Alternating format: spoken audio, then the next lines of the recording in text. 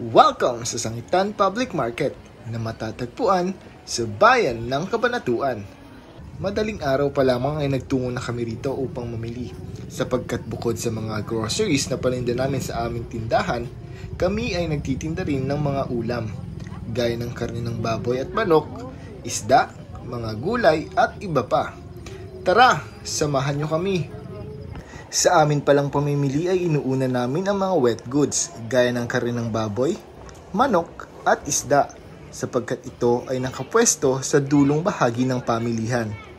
Lagi namin inuuna itong mga longganisa, binabad at buto-buto dahil suki namin ang nagtitinda nito. Isa rin palang tips para sa mamimili ng mga ganito.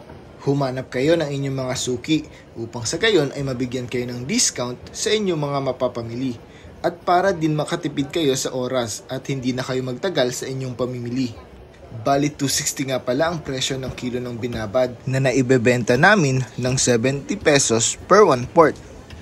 Samantalang 240 naman ang kilo ng longganisa na aming ibinebenta ng 65 pesos per 1/4. Kaunting halaga lang pala ang ipinapatong namin sa aming mga paninda sapagkat ang aming tanging layunin ay maghatid ng magandang serbisyo sa aming mga kabarangay sapagkat malayo ang pamilihan sa aming lugar. After naming mamili ng longganisa, binabad at buto-buto, kami ay magtutungo naman sa bentahan ng karne ng manok sapagkat sa aming tindahan, isa ang karne ng manok sa mga ulam na palaging nabibili. Bali 150 nga pala ang kilo ng manok na aming naibebenta sa halagang 50 pesos per 1/4. Bali pinapahiwa na pala namin ng by 1/4 kilo ang mga ito upang mabilis naming maibenta at mas afford ng aming mga customer. After namin dito ay magtutungo naman kami sa bilihan ng mga frozen goods gaya ng hotdog, footlong, bologna, skinless, tocino, star nuggets at iba pa. Bali suki na rin pala namin ang may-ari ng tindahang ito na si Ate Beth. At ito na rin ang pinakahuli naming binibili dito sa wet section ng pamilihan. Pagkatapos naming mamili dito ay babalik muna kami sa aming sasakyan upang ilagay ang aming mga napamili upang hindi kami mahirapan sa pagbitbit dahil marami pa kaming bibilhin. Bukod sa mga karne at iba pang frozen goods, nagbebenta rin pala kami ng gulay sa aming tindahan.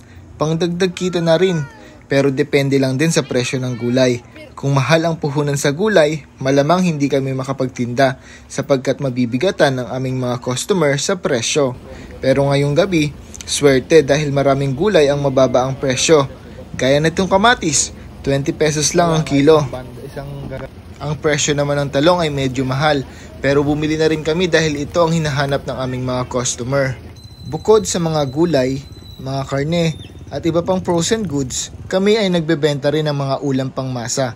Yun bang mabilis lang ihanda, gaya nitong itlog na maalat o itlog na pula.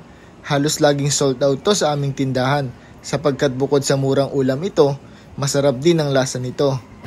Ayan, ako pang nagbuena mano. Dagdag pa rito ang mga tuyo, dilis at sapsap na masarap pang umagahan. Bali may mga nakaripak na pala dito. Pero ang per kilo ang kukuhanin namin para mas malaki ang kita. Nakakapagod at nakakapuyat pumasok sa ganitong uri ng negosyo.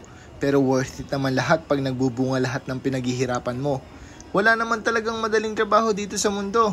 Kailangan lang magsumikap at magtiyaga ka para sa mga pangarap mo. Dahil hindi mo napapansin sa maliliit na hakbang na ginagawa mo ngayon, hindi mo namamalayan, unti-unti mo nang nakakamit ang tagumpay na iyong inaasam. Hanggang dito na lang mga katropa, mga kasari. Maraming salamat sa inyong patuloy na pagsuporta. Huwag nyo nga palang kalimutang mag-like, comment, and share sa aming Facebook page para sa gayon ay marami pang video ang ma-share namin sa inyo. Hanggang dito na lang mga katropa, mga kasari. Bye-bye!